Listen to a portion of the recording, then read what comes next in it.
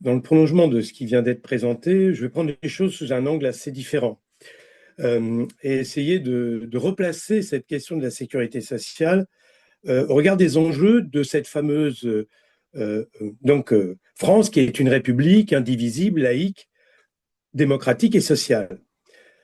Parce que, et d'ailleurs c'est le titre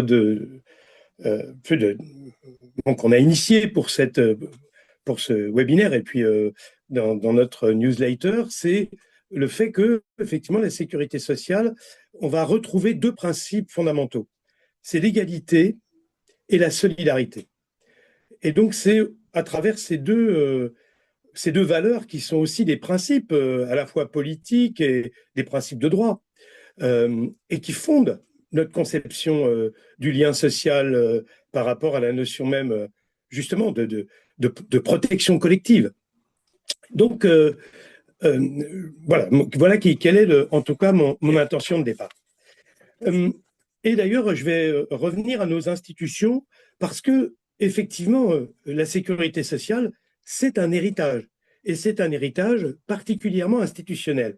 Et c'est ce qui fait toute la différence avec tout ce qui s'est passé avant que, en fait, euh, où cette idée de solidarité, de protection collective a pu être énoncée sous divers angles et à différentes époques.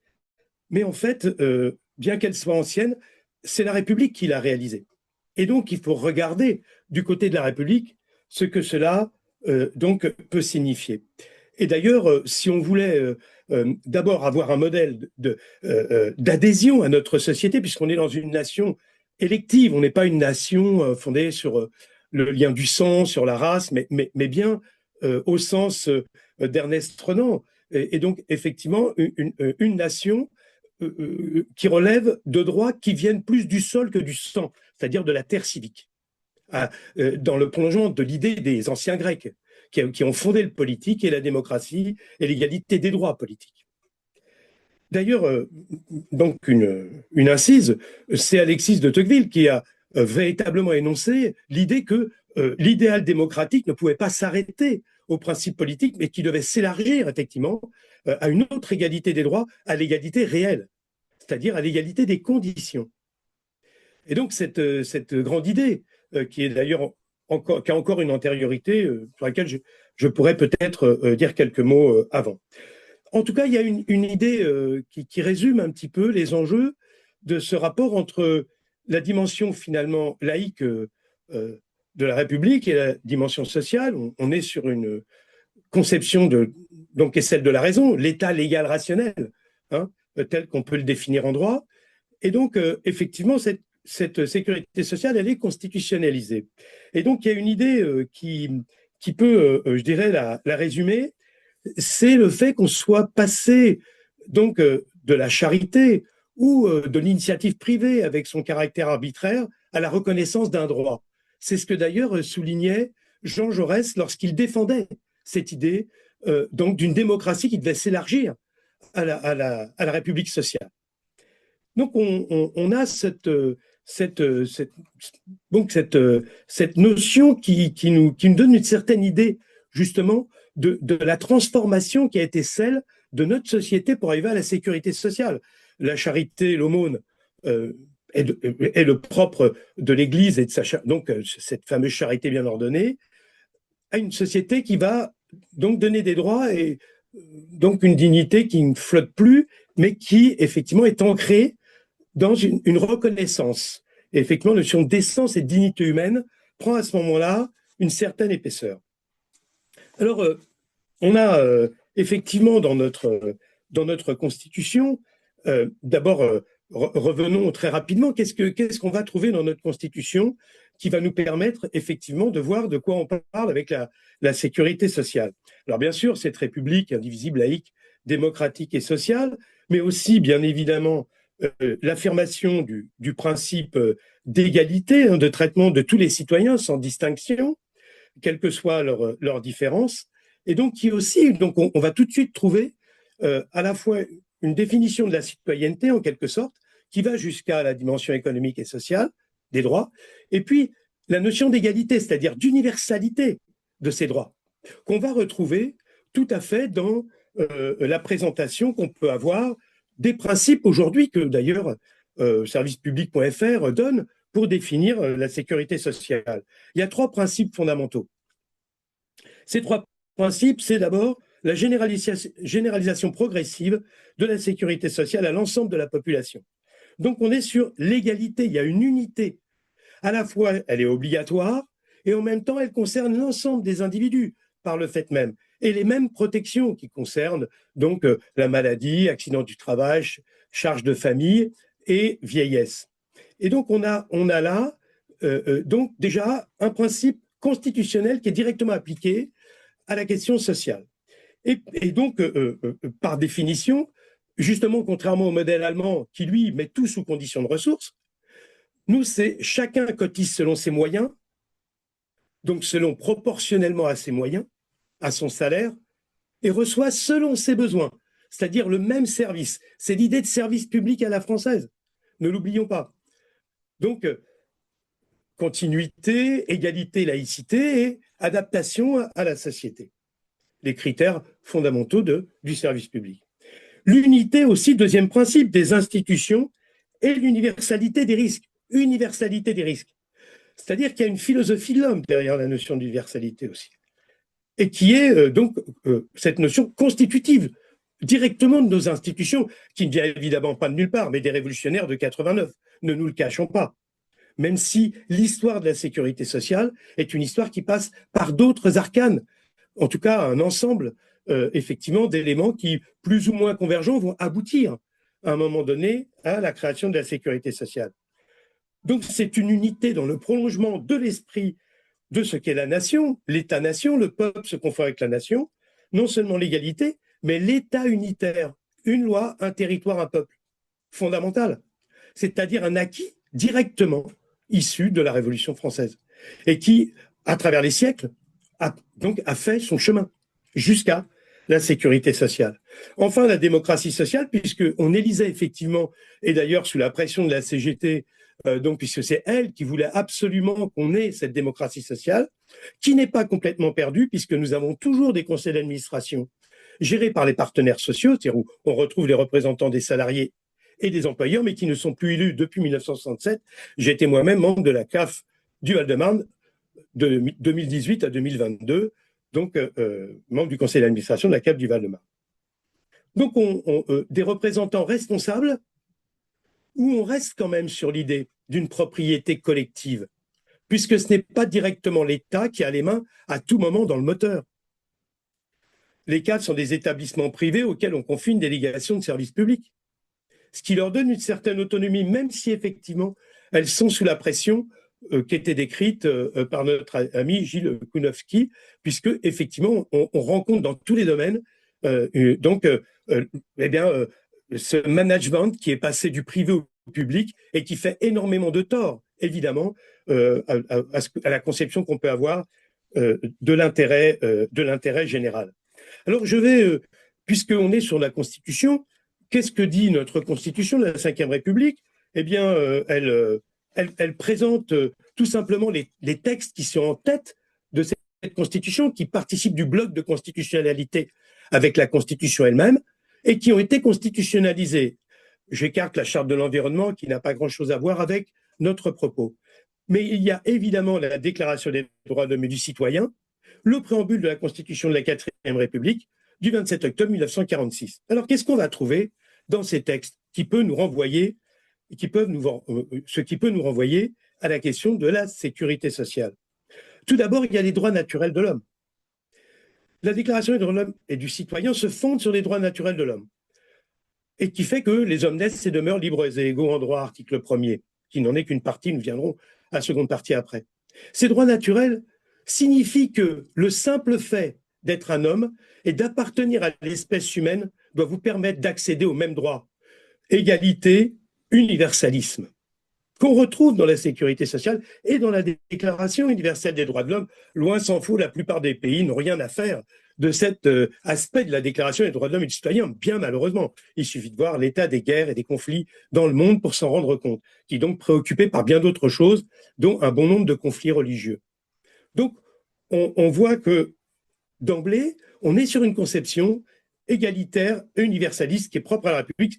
Déclaration des droits du citoyen, vous savez, qui a été constitutionnalisée par le Conseil constitutionnel au début des années 90 avec le préambule de la Constitution de la 4e République.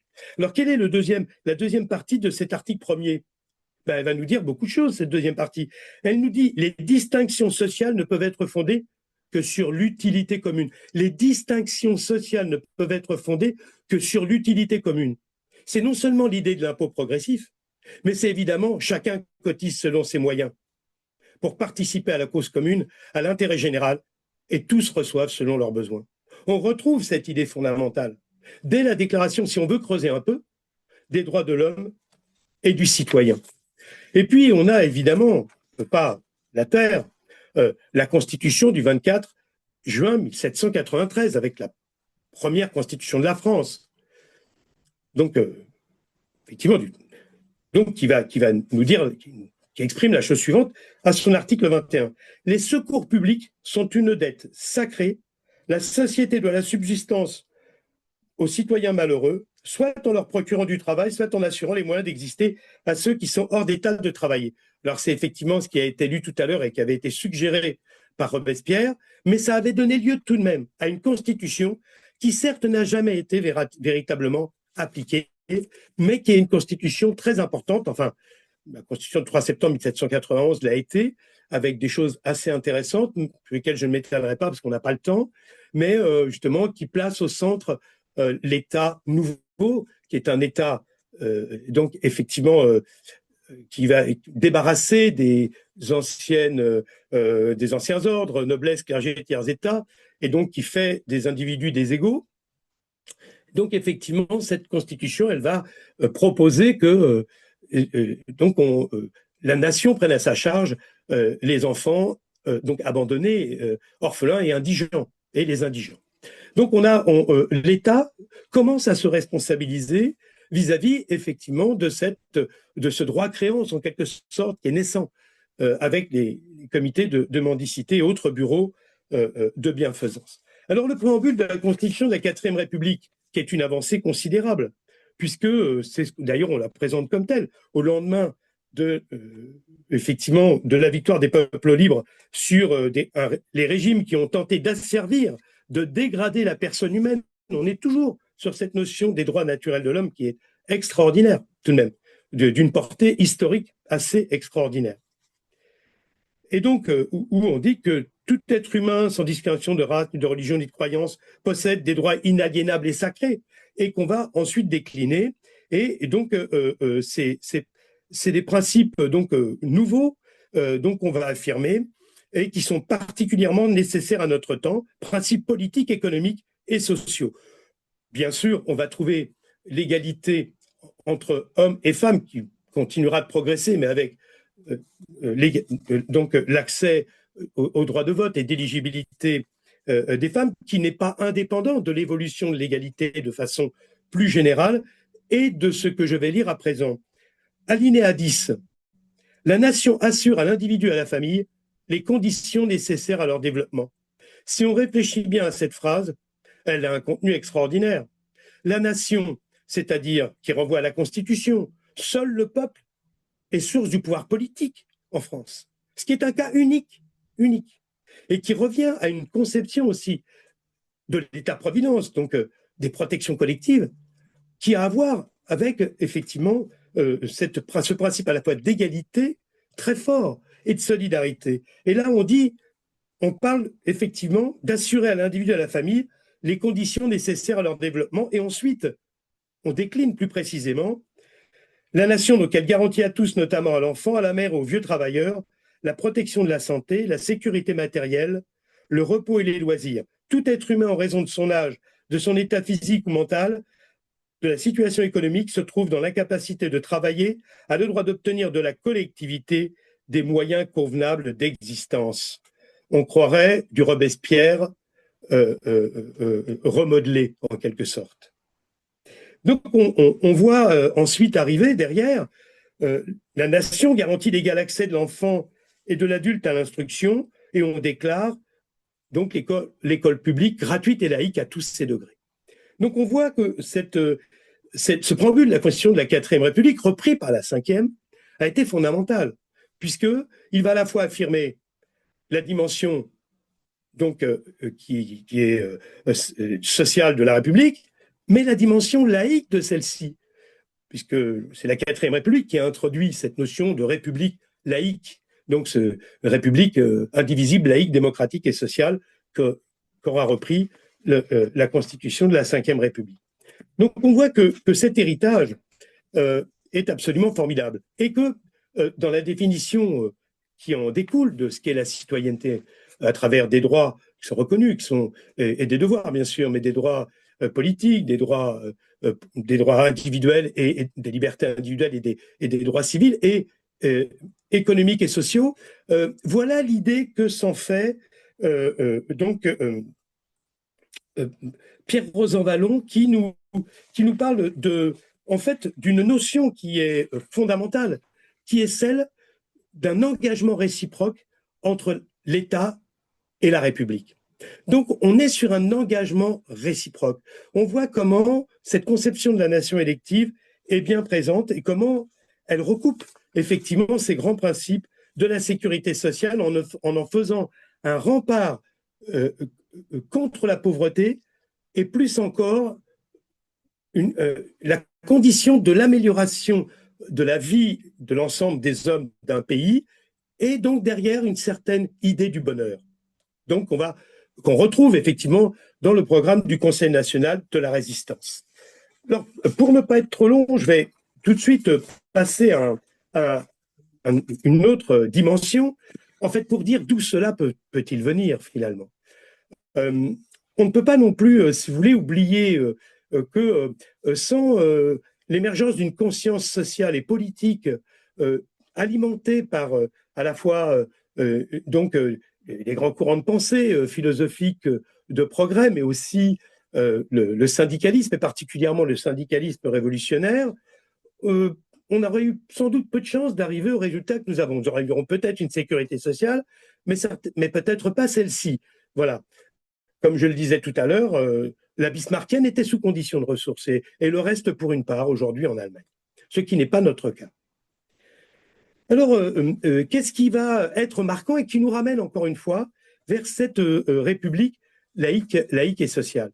Ce qu'il faut aussi bien voir dans l'évolution de notre société, d'abord, c'est bien évidemment avec la révolution industrielle, la transformation de la France d'une France qui est paysanne à une France industrielle, et donc la création d'une nouvelle classe sociale qui va jouer un rôle capital, c'est la classe ouvrière, qui va obtenir la reconnaissance du droit de grève en 1864 et l'autorisation des syndicats en 1884.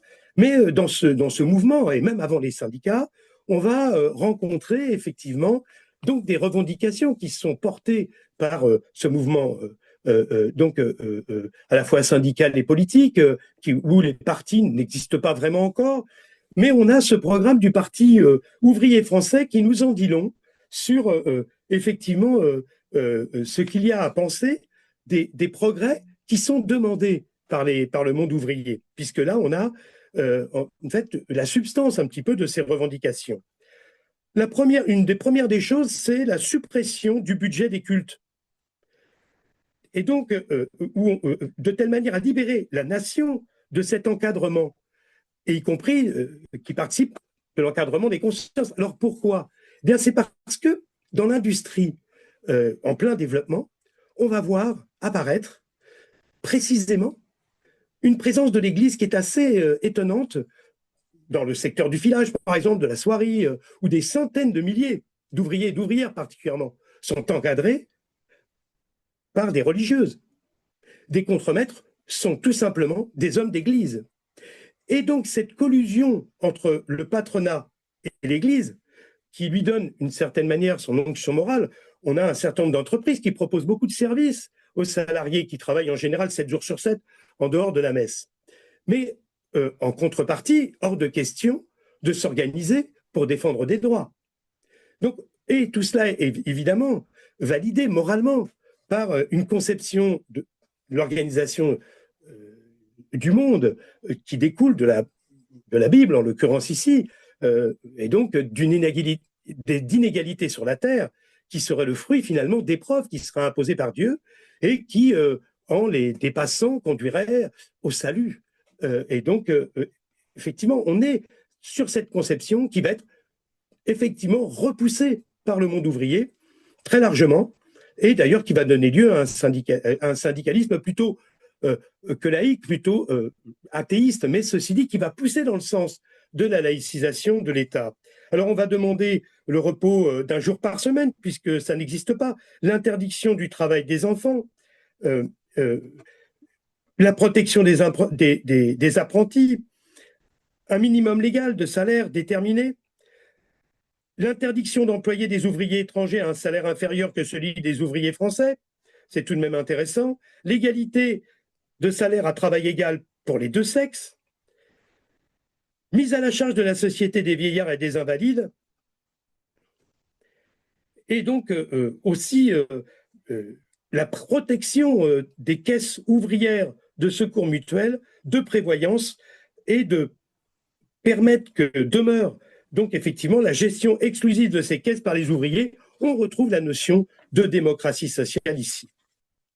Alors pourquoi c'est si important de replacer cela? C'est parce qu'il y a une révolution dans la révolution qui se passe et qu'ont vu les sociologues, particulièrement Émile Durkheim, du point de vue de l'évolution qui est celle des droits en rapport avec l'évolution de la société. C'est que l'Église, pourquoi va-t-elle finalement devoir abandonner cette fonction qui était celle de dominer la question de la charité pour être remplacer la providence divine par la providence de l'État? Eh bien parce qu'elle appartient à ce qu'on appelle les solidarités primaires, qui étaient les solidarités anciennes, communautaires, la solidarité villageoise, la solidarité familiale, la solidarité religieuse, qui faisait que l'individu n'avait aucune autonomie, ne pouvait pas décider de ses propres volontés et devait se soumettre à ses obligations. Et c'est de cela aussi dont on veut se défaire, avec l'avènement des droits sociaux, de la question sociale telle qu'elle va aboutir à la création de la sécurité sociale, à la reconnaissance d'un droit qui est celui d'individu de droit, et donc de l'autonomie de l'individu, de sa capacité à décider pour lui-même, collectivement, y compris de son destin commun à travers les moyens de la démocratie. On va passer d'une solidarité primaire à ce qu'Émile Durkheim appelle une solidarité organique. C'est une solidarité mécanique, pardon, à une solidarité organique. C'est-à-dire on va passer des solidarités primaires que j'ai énoncées, villageoises, familiales et religieuses, à une solidarité organique, c'est-à-dire d'individus libres qui vont s'associer pour créer des syndicats, défendre leurs convictions et leurs droits face à un monde, vous imaginez ce qu'est le monde ouvrier, le monde du travail de la révolution industrielle, qui est effroyable. On travaille effectivement 7 jours sur 7, 16, 18 heures par jour. Les enfants meurent en pluie. On commence à travailler à l'âge de 5 ans, effectivement, au début du 19e siècle, et on va progressivement réduire, effectivement, cet âge, puisqu'on va arriver à l'école de Jules Ferry, 1882-83, avec une école qui va imposer l'instruction obligatoire jusqu'à l'âge, effectivement, de 13 ans, ce qui va être donc gratuite, obligatoire et neutre religieusement laïque, et surtout imposer progressivement, effectivement, cette obligation qui va être dès le départ affirmée de la scolarisation donc des enfants de moins de 13 ans. Et donc, ils vont être extraits du monde du travail, y compris du travail dans la famille, puisque la famille est un lieu aussi un lieu de production et pas seulement de consommation. Mais tout ça va avoir aussi beaucoup de conséquences. Cette libération de l'autorité de l'Église sur la société va permettre aussi l'évolution des normes familiales qui vont libérer aussi les individus. Et on se rappelle la notion, c'est une classe ouvrière, classe dangereuse. Mais pourquoi? Parce que les ouvriers ont été les premiers à faire ce qu'on appelle aujourd'hui, entre guillemets, ce qu'on a appelé, donc effectivement, de vivre à la colle. On appelait ça vivre à la parisienne à l'époque, c'est-à-dire de vivre en couple en dehors des liens sacrés du mariage. Et on retrouve là l'état d'esprit de la Révolution française, puisque lorsqu'on avait transféré les registres d'état civil des églises aux communes, naissance, mariage et sépulture, donc décès, on avait ajouté le divorce par consentement mutuel qui ne reviendra qu'en 1975 en France. Donc on voit que c'est un mouvement global, la question sociale, y compris qui est celle de la conquête des droits des femmes, qui n'aurait jamais pu avoir lieu sans que cette question sociale s'affirme de façon très forte non pas pour créer une société sous des formes de communautés séparées, comme on en voit beaucoup autour de nous, dont dans des pays comme l'Allemagne ou encore comme la Grande-Bretagne, qui sont des pays qui ont aussi des systèmes de protection collective très, très mal en point dans le monde britannique. Mais donc, où, en fait, c'est aussi cette notion de droit, de reconnaissance des droits à l'individu, comme le voyait Jean Jaurès, qui ne voyait pas la République comme pouvant être laïque sans qu'elle soit sociale, qui effectivement fait toute la différence, je dirais, avec les autres conceptions des protections collectives dont la sécurité sociale est véritablement le cœur. Et je terminerai pour dire que s'il y a quelque chose à espérer pour l'homme dans le monde, en France, c'est de préserver la sécurité sociale parce qu'elle contient en elle-même, elle est la projection de quelque chose, effectivement, d'une éloge de l'histoire, de beaucoup de conquêtes, mais c'est aussi que dans le monde, eh bien, on en vienne à s'approprier le même esprit d'égalité et d'universalisme. Merci. Nathalie?